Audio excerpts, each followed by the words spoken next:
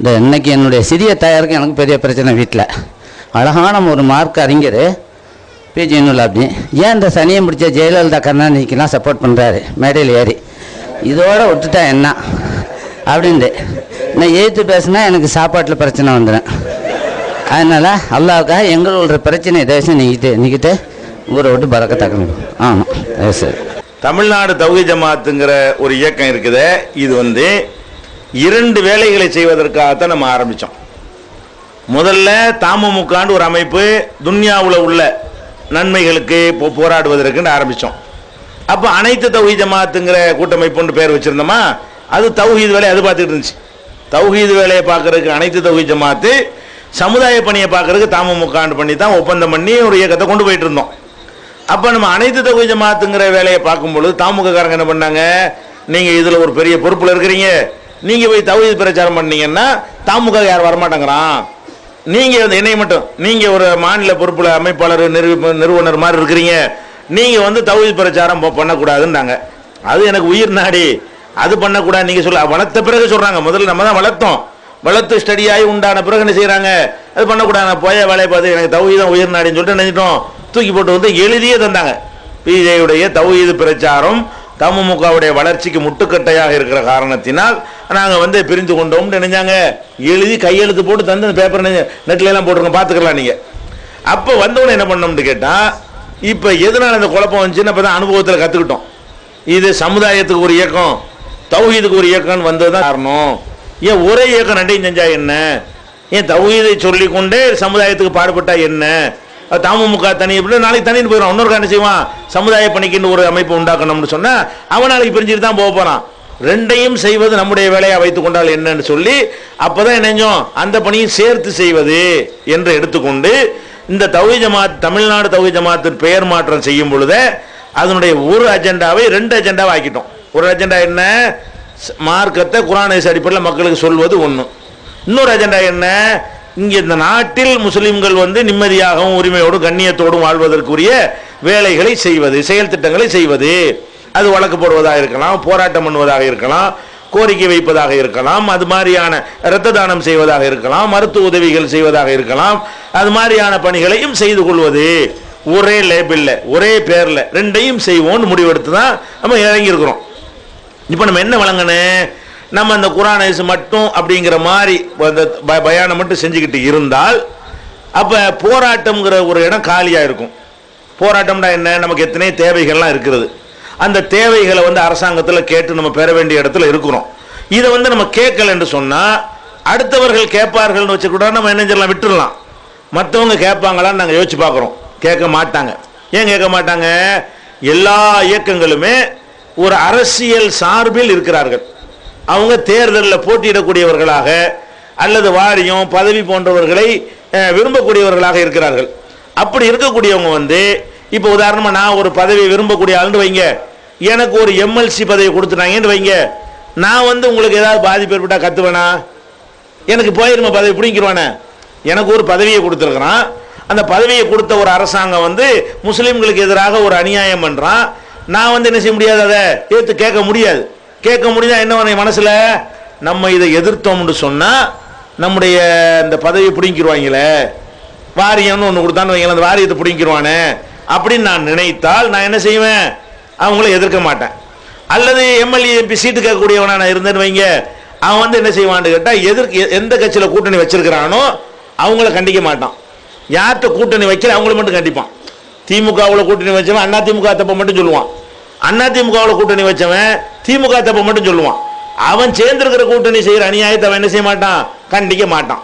இப்போ ஒரு திமுக ஆட்சியில் வந்து நமக்கு ஒரு அக்கிரமம் நடக்குதுன்னு வைங்க, திமுகவில் கூட்டணி வச்சவன் கண்டிப்பான அதை கண்டிக்க மாட்டான், சாம இருப்பான்.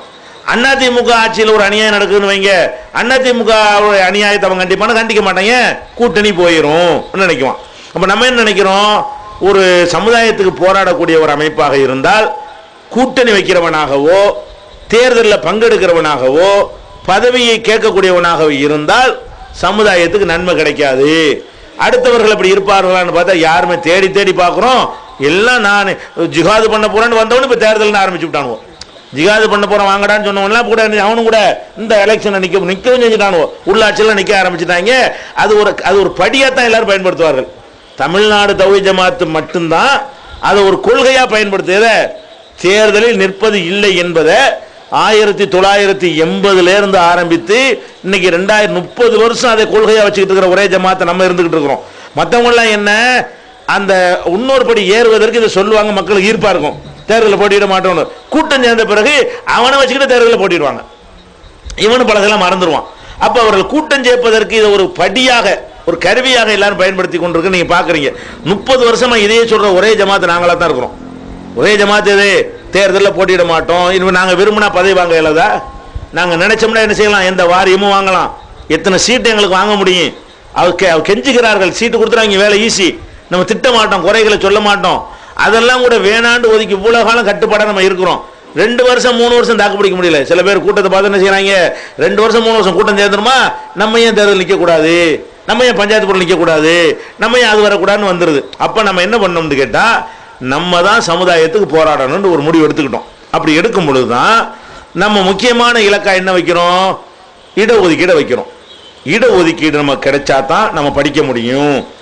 உலகத்துக்கு பாடுபடணும் கொள்கை வச்சுக்கிட்டோம்ல, மறுமைக்கு பாடுபடுறது எப்படி கொள்கையாக இருக்கிறதோ அதே மாதிரி உலகத்தில் நம்ம மக்கள், நம்ம இளைஞர்கள் என்ன செய்யணும், படிக்காத சமுதாயம் எல்லாம் கேலி பண்ணுற அளவுக்கு நம்ம இருக்கிறோம்.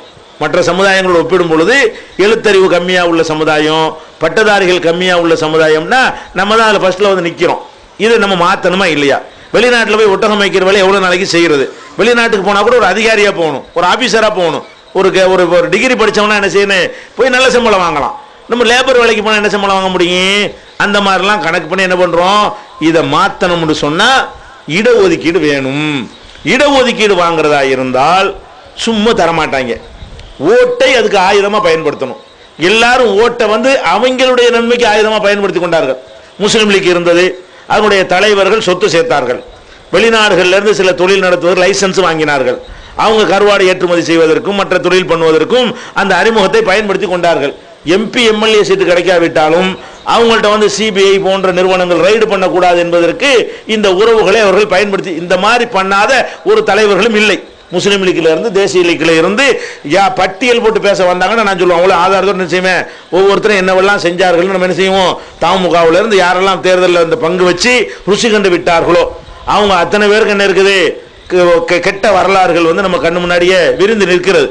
அப்போ அதெல்லாம் கருத்தில் கொண்டு நம்ம என்ன பண்ணுறோம், இப்படி நம்ம பண்ணக்கூடாது, மக்களுக்கு நன்மை செய்யணும், எங்கள் பிள்ளைங்க படிக்கணும், எங்கள் பிள்ளைங்க வேலை வாய்ப்பு வாங்கணும்னு சொன்னால் இடஒதுக்கீடு நம்ம என்ன செய்கிறோம், இடஒதுக்கீடு தந்தா தான் ஓட்டு, அதை பேரமாக்குறோம். நாங்கள் ஜெயலலிதாவுக்கு ஓட்டு போடுறதாக, கருணாநிதி ஓட்டு போடுறதா இருந்தாலும் ஜெயலலிதாவை பார்த்து ரகசியமாக பேரம் பேசிட்டா அதை அறிவிக்கிறோம் இல்லை, கருணாநிதியை பார்த்து பேரம் பேசிட்டா அறிவிக்கிறோம். மக்களை கூட்டி மக்கள் மத்தியில் இந்த வந்திருக்கிறார்கள், இடஒதுக்கீடு கொடுத்தால் ஓட்டு போடுவார்கள், இல்லைன்னா போட மாட்டோம், அப்படி டிக்ளேர் பேரத்தை என்ன செய்கிறோம், போடுவதையும் ஓப்பனாக டிக்ளேர் பண்ணுறோம்.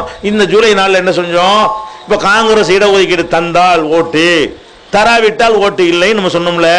இதை வந்து ஏதாவது பேரம் இருக்க முடியுமா, இதை போய் ரகசியமாக எதுவும் பேச முடியுமா? இடஒதுக்கீடு தந்துட்டான்னா கேட்காமலே அறிவிச்சு விட்ருவோம், காங்கிரஸ் எல்லாரும் ஓட்டு போடுங்கன்னு சொல்லி விட்டுருவோம். அவன் என்ன ஸ்பெக்ட்ரம் ஊழல் மாட்டினாலும் சரி, அவன் ஆதர்ஸ் ஊழலில் மாட்டினாலும் சரி, அது வந்து நமக்கு என்ன இல்லை காமன்வெல்த் ஊழலாக இருந்தாலும் அதெல்லாம் நம்ம பின்னுக்கு தள்ளிடுவோம். எங்களுக்கு இடஒதுக்கீடு தந்துட்டே போ தொலைஞ்சு போ, இவங்க நாங்கள் படிக்கிறோம் அதை விடுன்னு சொல்லி இந்த தேர்தலுக்கு ஒவ்வொரு தேர்தலுக்கு என்ன செய்கிறோம், ஒரு விஷயத்தை பேரமாக்குறோம். இந்த பேரம் என்ன பேரம் பேசுகிறோம், உங்கள் நன்மையை பேரம் பேசுகிறோம், தலைவர்கள் நன்மையை பேரம் பேசலை, இயக்கத்தினுடைய நன்மையை பேரம் பேசலை. தௌஹீத் ஜமாத்துக்கு ஒரு சொந்த பில்டிங்காவது இருக்குதா?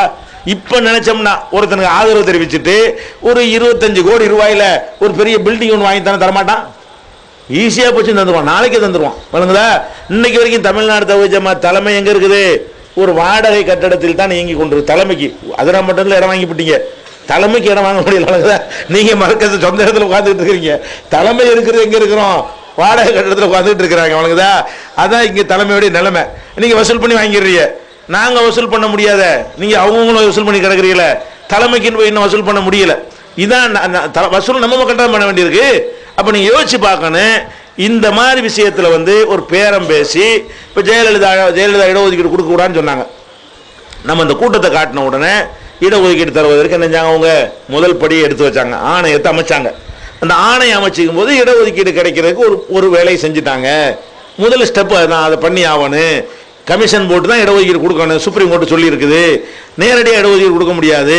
முதல் வேலையை செஞ்சுட்டாங்கும் போது நம்ம என்ன செய்கிறோம், முஸ்லீம் சமுதாயத்துக்கு ஒன்று செஞ்சதுனால எல்லாத்தையும் மறந்துட்டு ஓட்டை போடுங்க. போட்டால் தான் நாளைக்கு என்ன செய்வான், நம்பி இன்னொரு கோரிக்கை நிறைவேற்றுவான். நம்ம இடஒதுக்கீடையும் வாங்கிக்கிட்டு ஓட்டும் போடாதீங்க, ஓட்டும் போடாமல் இருந்தாங்கன்னா நமக்கு அடுத்து என்ன செய்வோம், இறங்கி வேலை செய்கிறோம். இந்த ஓட்டை கொண்டு சிந்தாமல் போட்டால் தான் அடுத்த தேர்தலுக்கு வேற ஒன்று வைக்க முடியும், வேற ஒரு விஷயத்தை என்ன செய்ய முடியும். முஸ்லீம்களுக்கு ஒரு 10 மெடிக்கல் காலேஜுக்கு பர்மிஷன் கொடுக்கணும்னு கேட்போம். அப்போ ஒரு 5 மெடிக்கல் காலேஜாவது வாங்குவோம். ஒரு பேச்சுக்கு சொல்கிறேன், மருத்துவக் கல்லூரிக்கு அனுமதி கொடுங்கிறத கூட பிற்காலத்தில் ஒன்று கேட்கும் பொழுது அதில் முஸ்லீம்கள் டாக்டராக உண்டாவாங்க. அது மாதிரி எத்தனையோ கோரிக்கைகள் வைக்கலாம், ஒவ்வொரு ஸ்டெப்பாக கேட்கலாம். ஆனால் ஓட்டு நம்ம கோரிக்கை மட்டும் நிறைவேற்றிக்கிட்டு ஓட்டு கம்மியாக ஒன்றுச்சுன்னு வைங்க, அப்போ என்ன பண்ணுவான், இவங்களுக்கு கொடுக்குற வேஸ்ட்டு வாங்கிட்டு ஓட்டு போட மாட்டாங்க. அதுக்கு தான் ஜெயலலிதா கத்த வேண்டியிருந்துச்சு. கருணாநிதி ஜெயிக்கிறதுக்காக பண்ணோம். இடஒதுக்கீடு தந்துட்டாரு, நான் ஆதரிப்போன்னு சொல்லிவிட்டோம். வாங்கிவிட்டு ஓட்டு விடலன்னு வைங்க, இவங்களுக்கு கொடுத்தாலும் போட மாட்டாங்க, கொடுக்காட்டாலும் போட மாட்டாங்க. நான் கொடுப்பானா? அப்போ கொடுத்தா போடுவாங்கன்னு ஒரு நம்பிக்கை உண்டாக்கணுமா இல்லையா? அதுக்கு தான் என்ன பண்ணுறோம், வெறுமனே ஆதரவு தெரிவிக்காம இறங்கி வேலை செஞ்சதுக்கு.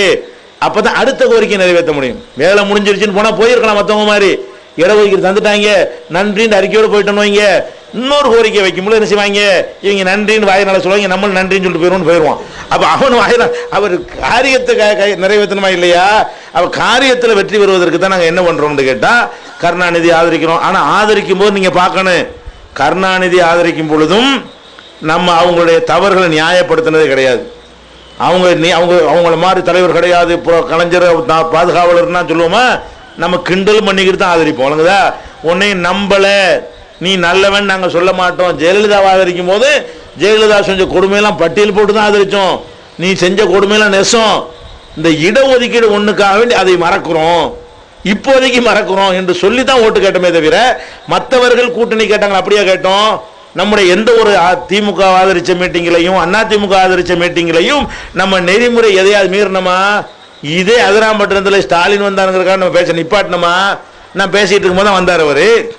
மற்ற வேற கூட்டணி தலைவர்களாக இருந்தால் எப்படி அது நடப்பாங்க, எப்படி நடந்து இருக்குதுன்னு நீங்கள் தெரிஞ்சிருக்கீங்களா இல்லையா? நான் பாட்டுக்கு பேசிட்டு தான் நாங்கள் கண்டுக்கிறவே இல்லை. அவரோட வந்து உட்காந்தாரு, நான் அவரை வச்சுக்கிட்டு 1/2 மணி நேரம் பேசினேன். நான் நிறுத்த வச்சேன்னா நாங்கள் எல்லாரும் அப்படி தான்.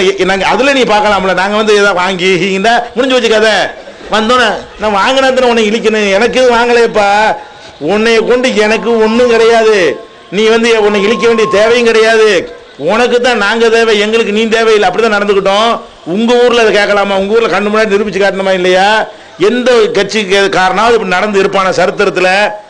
பெரிய தலைவர்கள் வரும்போது அவன் வந்து பேசிக்கிட்டு நின்று அவங்களை வரவேற்காம நின்றுட்டு இருப்பானா? 3 பேருக்கு மேலே ஏறக்கூடாது மேடையிலன்ட்டு அவங்க காசுல மேடையை போட்டுவிட்டு 3 பேருக்கு மேலே ஏறக்கூடாது. நம்மளை தவிர யாருக்காவது சொல்ல முடியுமா? பொன்னாடை போடக்கூடாது, சால்வை போடக்கூடாது, மாலை அணிவிக்கக்கூடாது. காசு அவங்க காசு, மேடை செலவு அவங்க காசை வாங்கி மேடையும் போட்டுவிட்டு ஓட்டு கேட்கறது மட்டும்தான். எங்க நெறியெல்லாம் மீற விட மாட்டோம் அப்படின்னோன்னு அவனும் நான் கேட்குறான், சால்வை மட்டும் ஒரு கையிலே வாங்கிக்கலாமா? இப்படிங்கிற அளவுக்கு ஆக்கணுமா இல்லையா? உங்க ஊர்ல பார்த்தீங்களா என்ன இதே அதிராம்பட்டினத்தில்? அப்ப நம்ம என்ன செய்யறோம், தேர்தல் ஆதரிக்கிறது என்பது வந்து எங்களுக்கே கிடையாதுங்க, உங்களுக்காக தான் செஞ்சோம். இல்லை எங்களுக்கு என்ன இருக்குது இல்லை ஆதரிச்சதுனால எனக்கு நான் அதிகமாக ஊரில் கத்துனா எனக்கு தான் எனர்ஜி. 4 பயானுக்கு போயிருக்கலாம், எனக்கு ஊரில் ஆதாயம் கிடையாது, சல்லி காசு புண்ணியம் கிடையாது. இந்த தொடர்பு வச்சுக்கிட்டு அவங்கள போய் அடிக்க நாங்கள் சந்திக்காக செய்கிறோமா? இல்லை, சொந்த விஷயங்களுக்காண்டி மாச்சானுக்கு மருமகனுக்கு மச்சனுக்கு மெடிக்கல் காலேஜ் சீட் அப்படியாவது வாங்கியிருக்கிறோமா? இல்லை, காலேஜில் படிக்க வசதி இல்லாட்டி வேலை தொழில் கடையில் சம்பளத்துக்கு அனுப்பி விட்ருக்கோம் நாங்கள். அதெல்லாம் வாங்க முடியும் எங்களுக்கு. அந்த அறிமுகத்தை வைத்துக்கொண்டு என்ன செய்ய முடியும்? அந்த மாதிரியான விஷயம் தொழில் பண்ணுறதுக்கு லைசன்ஸ் தான் வாங்கி விட்டோமா?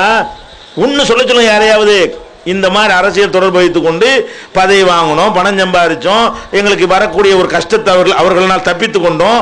பெரிய சிபிஐ ரைடு விடுற மாதிரி இருந்தாங்க. சிபிஐ ரைடு விட்டா ஒன்றும் கிடைக்காது, வீட்டில் வழங்குதா? அதான் எங்கள் நிலைமை. நாங்கள் எதுக்கு மடியில் கடன் இருந்தால் தானே வழியில் பயம் இருக்கு. நாங்கள் வந்து முசாஃபிர் வாழ்க்கை வாழ்ந்துகிட்டு இருக்கோம், எங்களுக்கு எவனை பற்றி பயம் கிடையாது, வழங்குதா?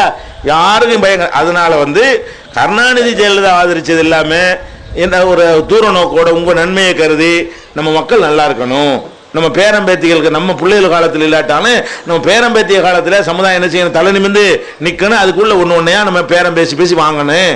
அதுதானே தவிர வேற ஒன்று அவர்கள் மீது ஒரு அன்போ நேசமோ கூட்டணியோ பற்றோ ஒன்றும் கிடையாது. கருணாநிதி மேலே நமக்கு நம்பிக்கை கிடையாது. ஜெயலலிதா மேலேயும் கிடையாது, காங்கிரஸ் மேலேயும் கிடையாது. எல்லாரையும் சகட்டு மணிக்கு என்ன செய்வோம்? செஞ்ச நல்லதையெல்லாம் பாராட்டுவோம், செஞ்ச கெட்டதையெல்லாம் கண்டிப்போம். இன்னைக்கும் கண்டிப்போம், நாளைக்கும் கண்டிப்போம். அதில் மாற்றுக்கிறதே கிடையாது. இதை உங்க சின்ன மாட்ட சொல்லிவிடுங்க. சரி.